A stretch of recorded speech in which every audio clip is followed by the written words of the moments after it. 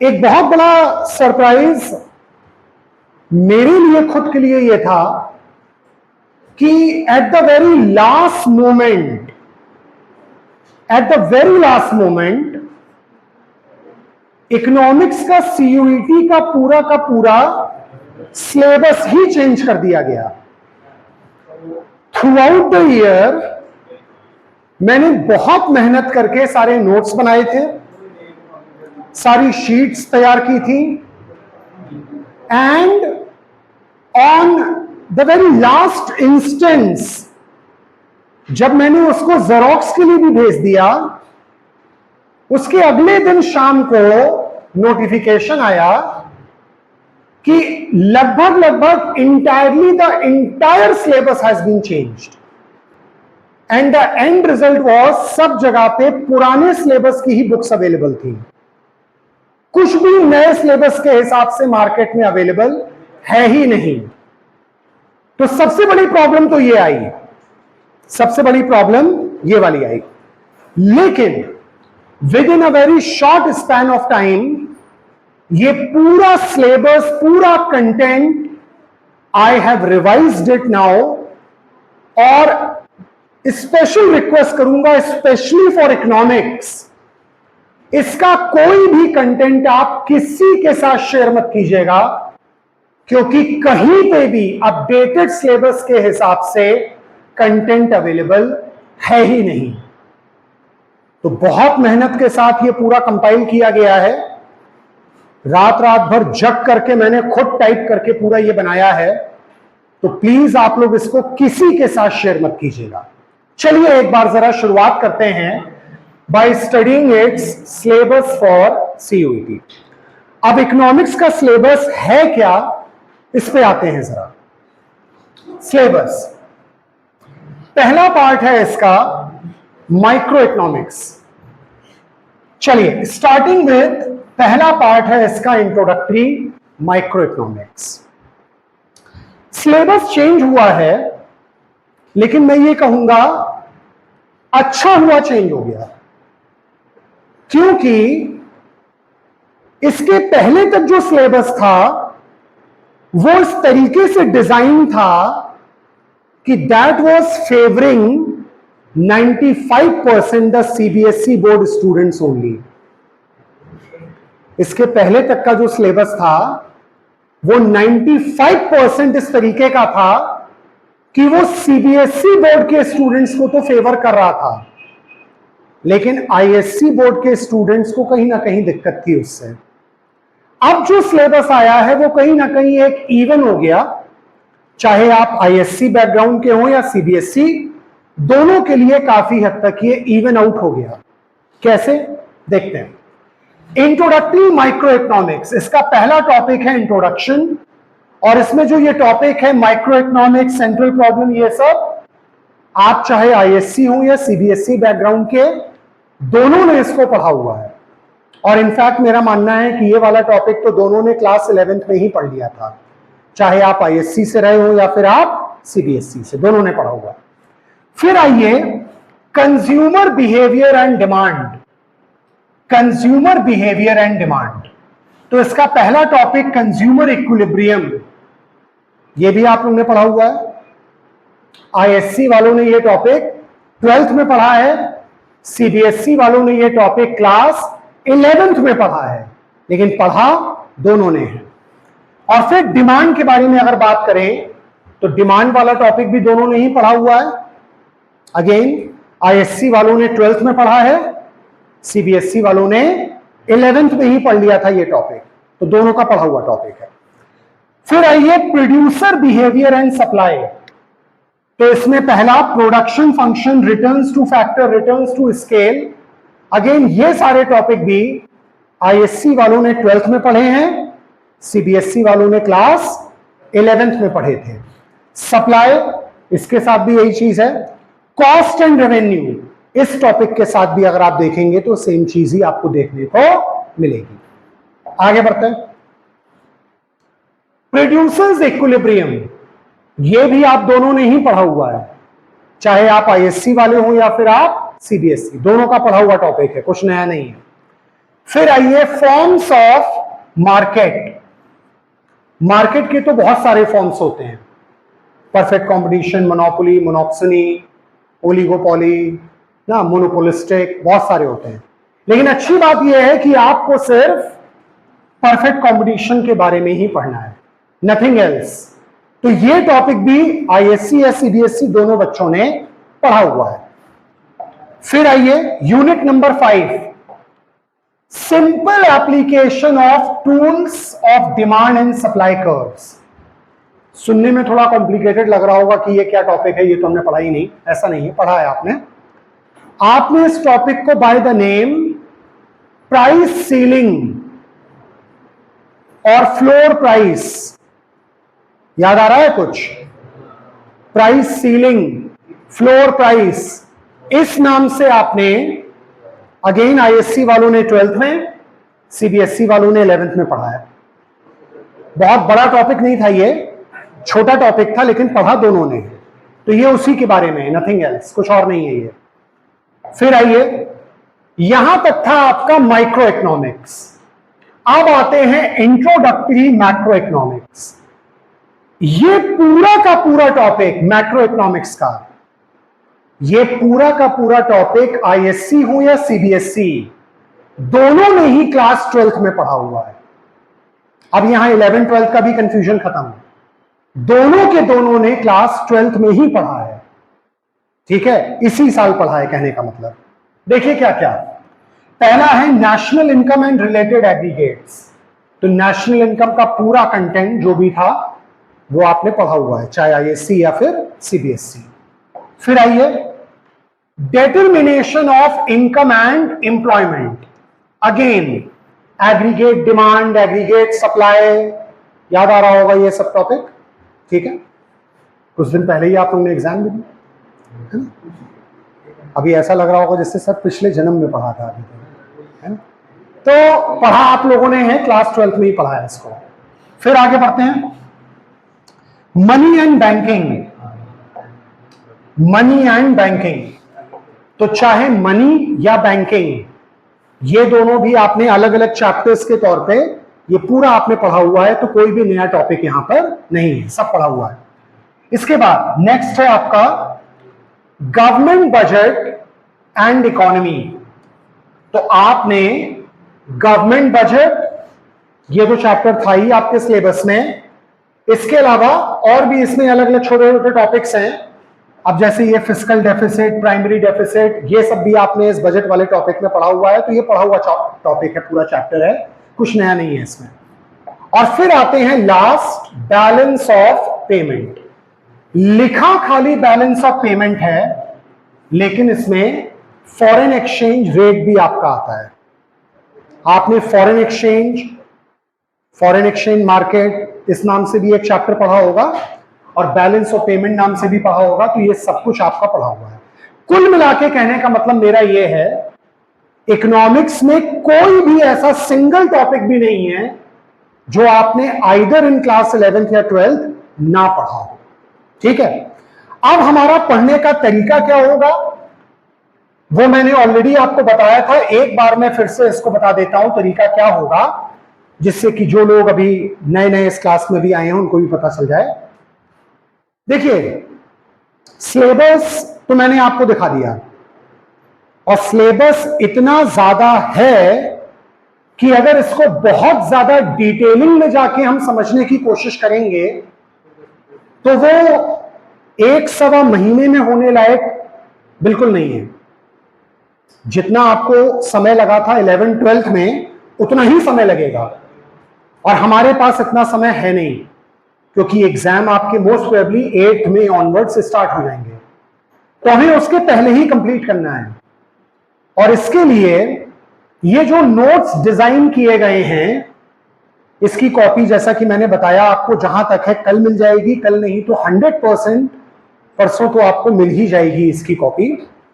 ये नोट्स सारे के सारे वन लाइनर्स के तौर पे बनाए गए हैं, की वर्ड्स को फोकस करते हुए बनाए गए हैं, कि आपको लंबे लंबे पैराग्राफ्स पढ़ने की जरूरत नहीं है, खाली की वर्ड्स पे आपको फोकस करना है, जिसके ऊपर आपका एमसीक्यू क्वेश्चन फ्रेम्ड होगा।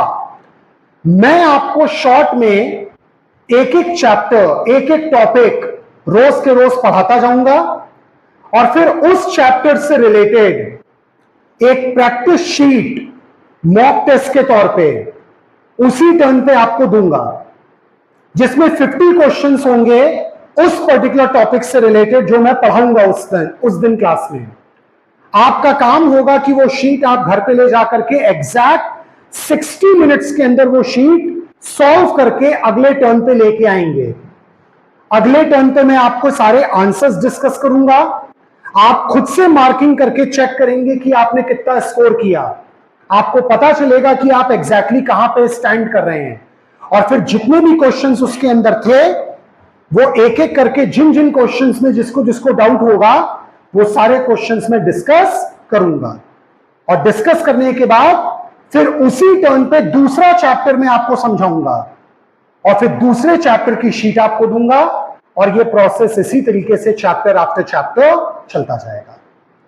एग्जाम के लास्ट के 10 दिनों में आपका कॉम्प्रिहेंसिव मॉक टेस्ट होगा, जिसमें आपके पूरे सिलेबस का एक साथ मिला करके क्वेश्चन पेपर जो बनेगा उससे रिलेटेड आपको शीट्स दी जाएंगी या उसके क्वेश्चंस आपको ऑनलाइन दिए जाएंगे करने के लिए। ठीक है, तो ये वो पैटर्न होगा जो हम लोग फॉलो करेंगे। तो चलिए विदाउट वेस्टिंग एनी टाइम पहला टॉपिक मैं आप लोग के साथ डिस्कस करने जा रहा हूं, यूनिट नंबर 1 माइक्रो इकोनॉमिक्स का इंट्रोडक्शन। ये वाला टॉपिक आईएससी हो या सीबीएसई दोनों ने क्लास 11th में ही पढ़ लिया था। तो जल्दी से एक बार देखते हैं इसमें मेन चीजें क्या हैं, देख लेते हैं। सबसे पहले तो व्हाट इज माइक्रो इकोनॉमिक्स। देखो भाई, माइक्रो मैक्रो दोनों की स्पेलिंग में सिर्फ आई और ए का ही फर्क है।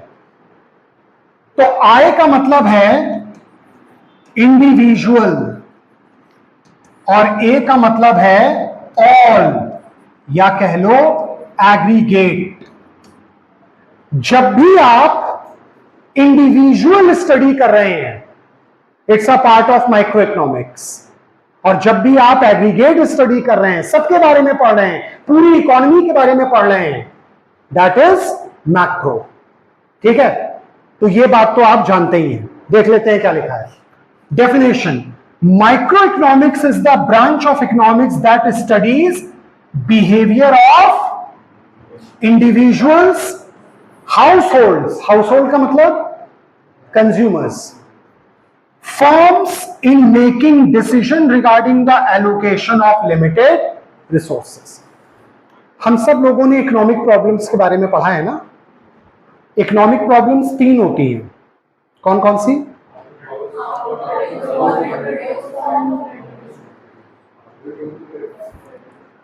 वो सेंट्रल प्रॉब्लम्स होती हैं।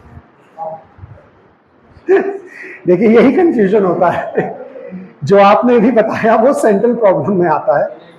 Economic problem basically unlimited human wants, limited resources, making alternative use of resources, ये हमारी प्रॉब्लम्स होती है। अब समस्या क्या होती है, हम सब के जो वांट्स हैं वो अनलिमिटेड है, उसका अंत नहीं है, लेकिन जो रिसोर्सेज हमारे डिस्पोजल में होते हैं वो हमेशा लिमिटेड होते हैं। और इसकी वजह से हर इंसान को लाइफ में चॉइस मेकिंग बार बार करनी पड़ती है कि इस लिमिटेड रिसोर्स का इस्तेमाल हम इस वांट को सेटिस्फाई करने के लिए करें या फिर वो वाले वांट को सेटिस्फाई करने के लिए करें। और यही वो प्रॉब्लम है जो माइक्रो इकोनॉमिक्स में हर एक हाउसहोल्ड, हर एक फर्म या हर एक इंडिविजुअल को फेस करनी पड़ती है, because they have limited resources.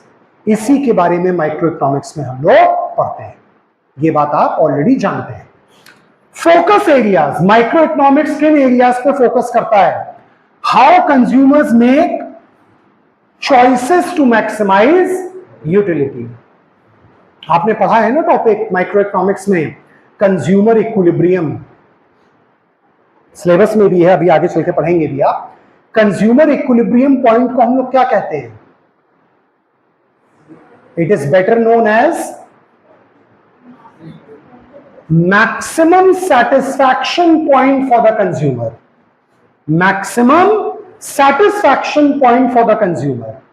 हर एक कंज्यूमर की सोच होती है कैसे हम लिमिटेड रिसोर्सेस की मदद से कैसे उसका इस्तेमाल इस तरीके से करें कि हम अपनी यूटिलिटी को क्या कर लें, यानी हम इक्विलिब्रियम में पहुंच जाएं। ये चीज हम कहां पढ़ते हैं? Under micro economics. How firms decide on production and pricing to maximise profit. Again आपके सिलेबस में आपने एक टॉपिक पढ़ा है प्रोड्यूसर्स इक्विलिब्रियम। कंज्यूमर के लिए कंज्यूमर इक्विलिब्रियम, प्रोड्यूसर के लिए प्रोड्यूसर्स इक्विलिब्रियम। कंज्यूमर इक्विलिब्रियम का मतलब होता है maximum satisfaction point for consumer. Producer equilibrium point का मतलब क्या होता है? Maximum profit point for the producer, maximum profit point for the producer. ये कीवर्ड्स हैं, इनको दिमाग में रखिए। बाकी पूरी मीनिंग एक पेज दो पेज की याद करने की जरूरत नहीं है, ये कीवर्ड है बस। एक प्रोड्यूसर चाहता है कैसे वो अपने रिसोर्सेस को इस तरह से इस्तेमाल करे कि जो भी वो प्रोडक्शन करे उससे उसे क्या मिले। तो ये भी तो हर एक प्रोड्यूसर अलग अलग अपने हिसाब से प्लानिंग करता है। It's a part of micro economics. The interaction of demand and supply in individual market. Demand and supply को कंबाइंड वे में हम किस नाम से जानते हैं?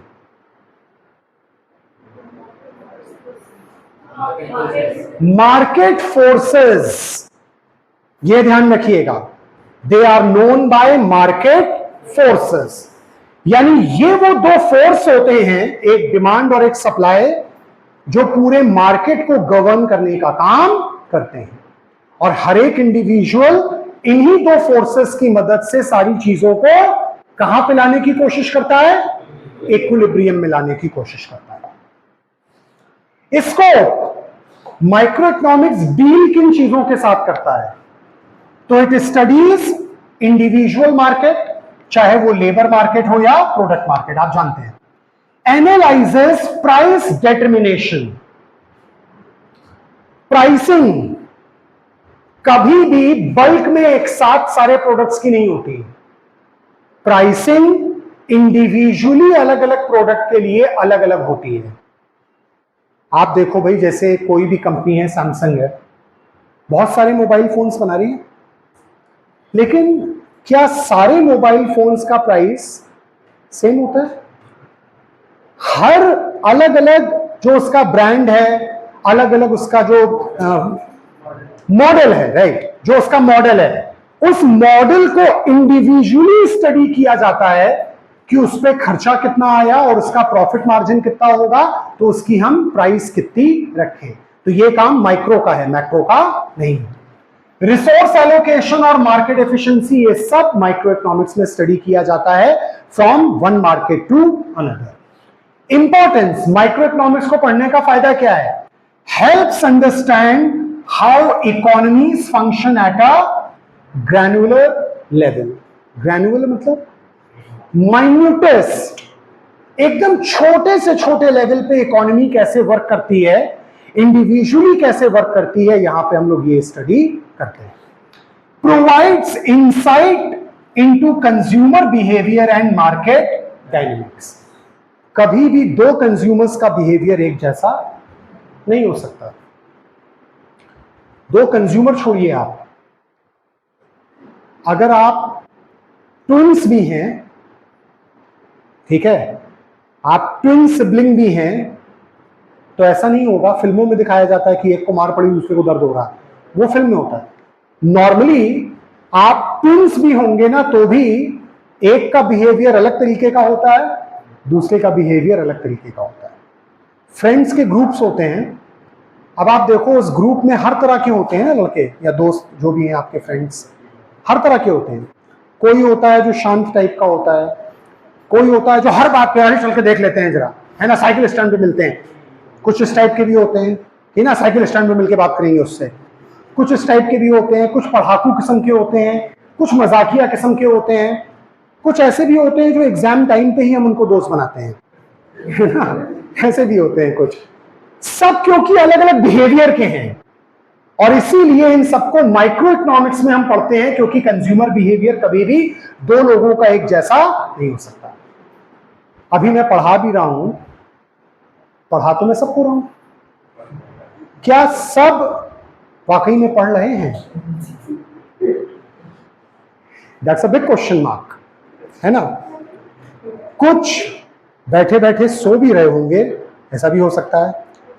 कुछ लोगों ने बड़ी जतन करके, मेहनत करके, आंख खोल करके भी सोना सीख लिया है ना। काफी तपस्या करके इसके लिए काफी मेहनत लगी होगी, सालों साल, महीनों महीनों प्रैक्टिस की, क्लास में बैठने की इस तरह से कि टीचर को लगे कि हाँ भाई हम देख रहे हैं, समझ रहे हैं, है ना।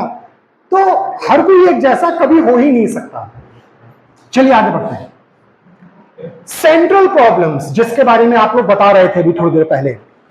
देखो, पहले ये समझ लो, सेंट्रल प्रॉब्लम, इकोनॉमिक प्रॉब्लम, दोनों प्रॉब्लम का रूट कॉज क्या है, ये क्वेश्चन में कई बार आता है। What is the root cause of central और economic problem? I know frustration होता है कई बार, सरकार की वजह से ही सब कुछ हो रहा है sir, government is the root cause. Publicly नहीं बोलना है ऐसा, ठीक है, वो भी रिकॉर्डिंग में जा रहा है, ठीक है। आजकल आउटराइट बहुत जल्दी होता है, आउटबर्स्ट बहुत जल्दी होता है, ठीक है, ऐसा नहीं बोलना है पब्लिकली, गवर्नमेंट बहुत अच्छा कर रही है ये बोलना है, ठीक है। हाँ, रूट कॉज क्या है? Yes, scarcity of resources. Root cause for any problem is shortage of, यानी स्कैर्सिटी ऑफ रिसोर्सेस, और इसी की वजह से सारी प्रॉब्लम्स आती हैं। सेंट्रल प्रॉब्लम्स वो होती हैं जो एक गवर्नमेंट फेस करती है पूरी देश के अंदर, और इकोनॉमिक प्रॉब्लम्स वो होती हैं जो हर एक इंडिविजुअल फेस करता है अपने डे टू डे लाइफ के अंदर। तो सेंट्रल प्रॉब्लम्स क्या हैं? तीन हैं। पहला, ऑलरेडी आप जानते हैं, what to produce, deciding which goods and services to produce with limited resources. Example, should the resources be allocated to produce more food और मोर लग्जरी गुड। हम नेसेसरी गुड्स बनाएं, कंफर्ट बनाएं या लग्जरी बनाएं, ये प्रॉब्लम है हमारी, क्योंकि रिसोर्सेज हमारे पास लिमिटेड है। ये एक तरीके से ये प्रॉब्लम हो गई कि whether we should produce bicycle, bike और कार। देखो भाई, जो मेटल चाहिए, रिसोर्सेज चाहिए, वो लिमिटेड है। कार बनाओगे तो 1000 केजी आयरन इस्तेमाल होगा एक कार बनाने में। बाइक बनाओगे 100 केजी आयरन इस्तेमाल होगा एक बाइक बनाने में। बाइसिकल बनाओगे 10 केजी में बन जाएगा। यानी जब आप एक कार बनाते हो तो आप 10 बाइक सैक्रिफाइस कर रहे हो, और आप एक तरीके से 100 बाइसिकल आप सैक्रिफाइस कर रहे हो। तो जब एक लग्जरी बनाई जाती है तो 10 कंफर्ट सैक्रिफाइस होते हैं और 100 नेसेसरी सैक्रिफाइस होते हैं। तो हमको ये बैलेंस करना होता है कि व्हाट टू प्रोड्यूस, क्या बनाएं, हाउ टू प्रोड्यूस। अब यहां प्रॉब्लम है deciding the technique and methods. दो टेक्निक्स होती हैं, लेबर इंटेंसिव, कैपिटल इंटेंसिव। अब लेबर इंटेंसिव का इस्तेमाल आप करोगे तो अच्छी बात यह है कि लोगों को एम्प्लॉयमेंट मिलेगा, लेकिन बुरी बात यह है कि quantity and quality of product दोनों के साथ आपको कॉम्प्रोमाइज करना पड़ेगा।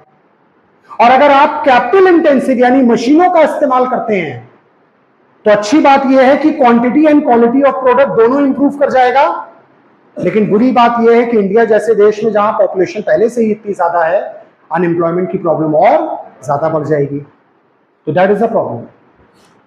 तीसरा है for whom to produce. 3 category के लोग देश में होते हैं, LIG, MIG, HIG। Lower income group, बेटा ऐसे बैठिए, lower income group, middle income group, high income group, 3 category के लोग होते हैं, ठीक है। लोअर यानी गरीब लोग हैं, मिडिल इनकम समझ सकते हैं, हाई इनकम रिच लोग की बात हो गई। अब समस्या यह है कि गवर्नमेंट किसको सेटिस्फाई करने के लिए प्रोडक्ट्स बनाए? इनको चाहिए लग्जरी, इनको चाहिए कंफर्ट, इनको चाहिए नेसेसरीज। अब जब आप एक लग्जरी बनाते हो तो 100 नेसेसरी वांट रह जाते हैं फुलफिल होने से। अब गवर्नमेंट अगर HIG को दिमाग में रख के प्रोडक्शन करेगी तो जो मिडिल इनकम और लोअर इनकम है ये नाराज हो जाएगा। और देश में अगर 145 करोड़ की पॉपुलेशन है तो उसमें से लगभग 135 करोड़ तो LIG और MIG ही में ही आते हैं, है ना। अगली बार के टेन्योर के लिए वोट ही नहीं मिलेगा उनको, गवर्नमेंट को पावर में नहीं आएगी।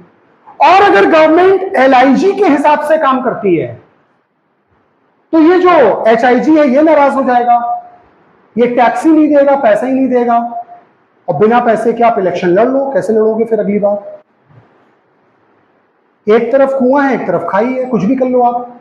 तो आपको बैलेंस बनाना होता है। कभी भी आप देख लो किसी भी सरकार से सारा का सारा देश एक साथ खुश नहीं हो सकता, कभी भी, कभी नहीं हो सकता, नॉट पॉसिबल। घर में खाना बनता है,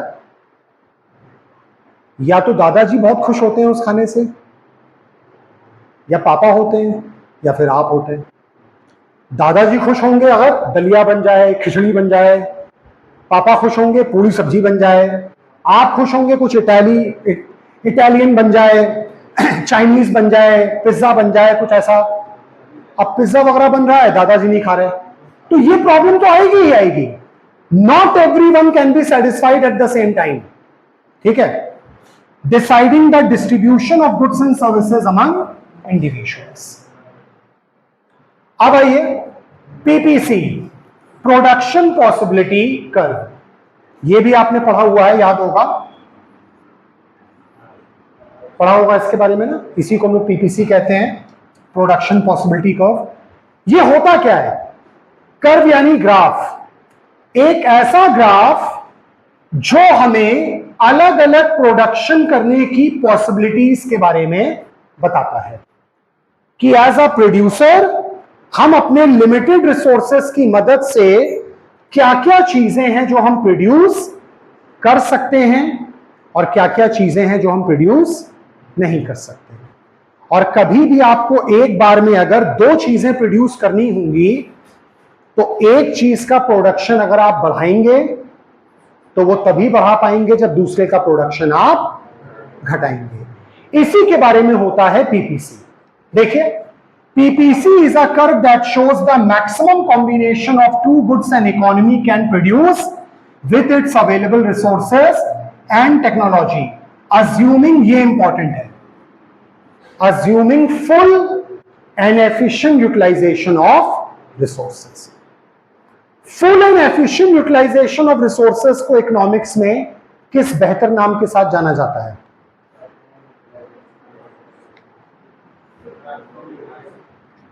उसके नाम में भी फुल आता है,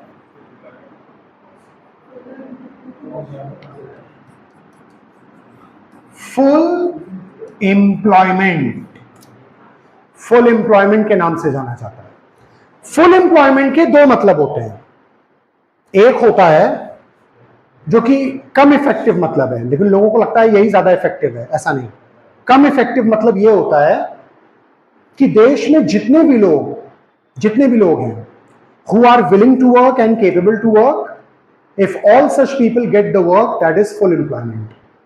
एक मतलब तो ये होता है, लेकिन ये बहुत बढ़िया वाला मतलब नहीं है। बढ़िया मतलब क्या है वो दूसरा वाला मैं बता रहा हूं आपको।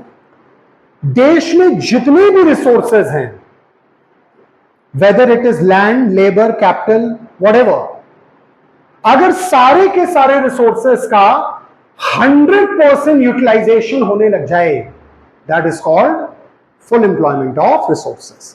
तो PPC में हम मान के चलते हैं कि अगर आप PPC कर्व के ऊपर हैं तो आप किस पे हैं? फुल एम्प्लॉयमेंट पॉइंट पे हैं।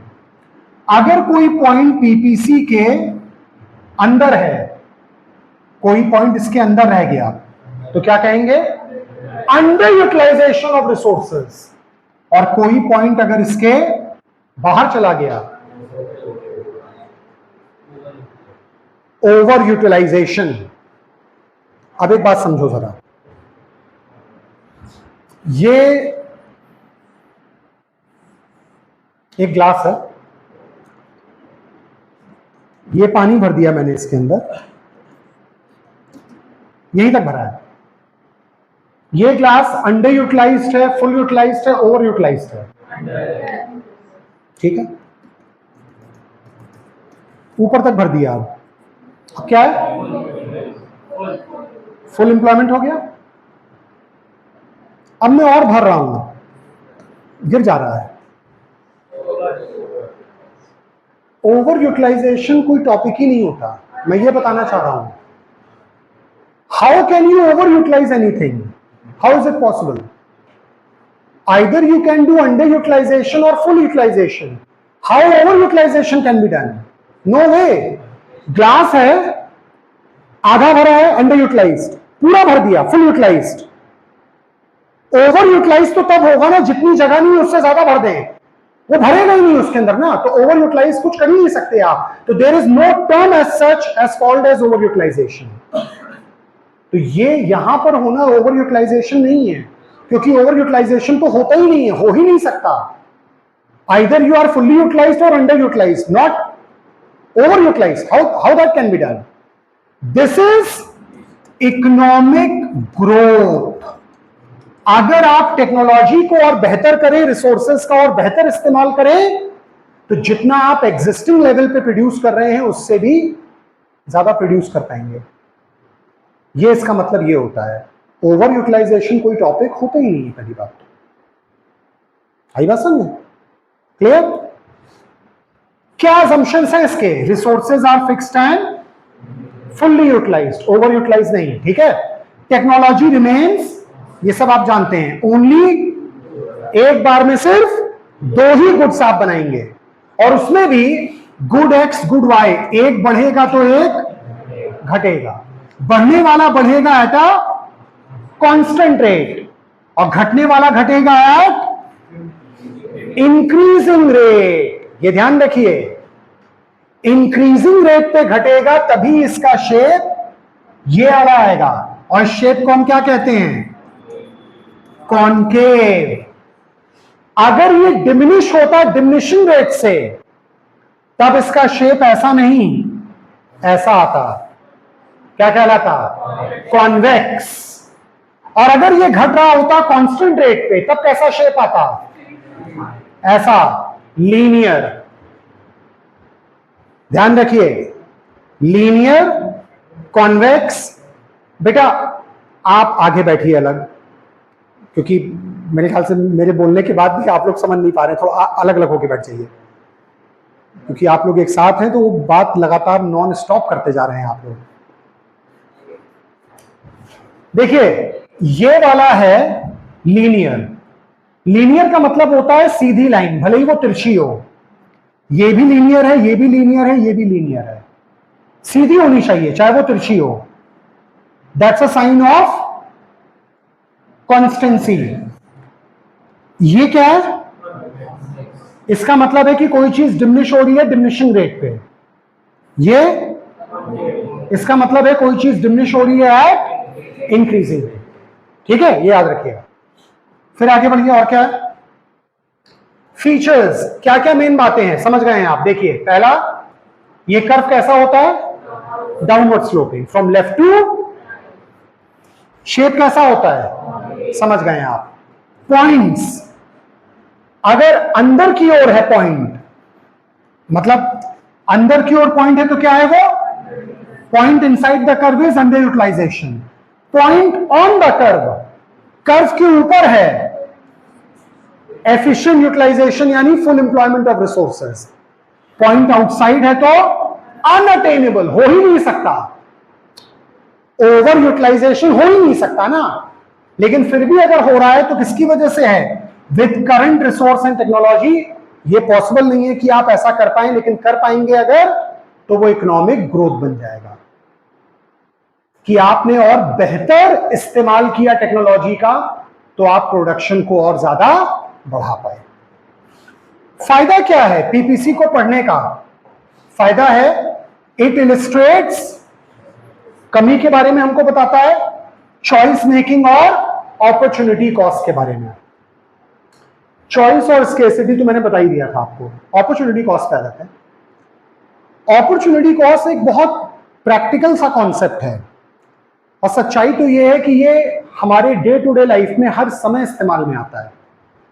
अपॉर्चुनिटी कॉस्ट का सिंपल मतलब है आप जो भी करंट समय में कर रहे हैं, आप करंट समय में जो भी कर रहे हैं वो इसलिए कर पा रहे हैं क्योंकि कुछ ऐसा है जो आप उस समय पे नहीं कर रहे हैं।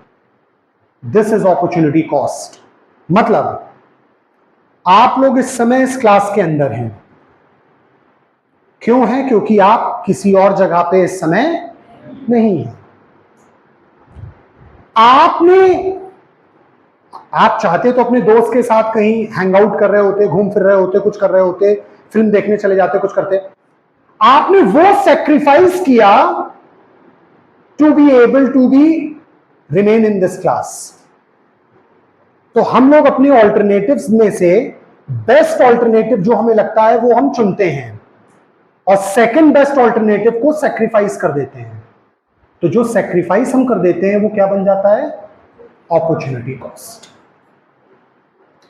आज आपने क्लास अटेंड की, कोई और चीज आपने छोड़ दी, तो जो आपने छोड़ दिया वो है आपकी अपॉर्चुनिटी कॉस्ट और ये आपकी है एक्चुअल कॉस्ट जो आप क्लास अटेंड की।